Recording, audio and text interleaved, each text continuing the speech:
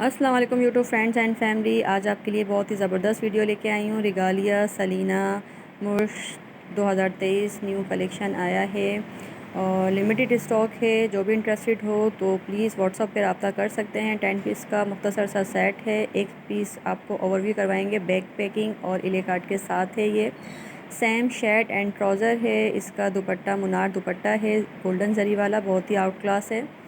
تو 10 پیس کا مختصر سا سیٹ ہے. جو بھی بائی کرنا چاہتا ہے, اگر 10 پیس کا سیٹ بائی کرنا چاہتا ہے وہ بھی اویلیبل ہے. 1 پیس اگر لوز میں لینا چاہتا ہے وہ بھی اویلیبل ہے, بٹ ہول سیل پرائس میں جو آپ کو بہت اچھی پرائس میں ملے گا انشاءاللہ. تو ویڈیو پسند آئے لائک شیئر ضرور کیجئے گا, کیونکہ آپ لوگ واچ کرتے ہیں لائک نہیں کرتے. پلیز لائک ضرور کیجئے گا, بہت محنت سے یہ ویڈیو بنتی ہے. یہ دیکھیے اس کا یہ شرٹ اینڈ ٹراؤزر آ گیا ہے, بہت ہی زبردست سا سیم شرٹ اینڈ ٹراؤزر. یہ ریگالیا اسٹیمپ آ گئی ہے اور یہ منار دوپٹہ آؤٹ کلاس دوپٹہ ہے.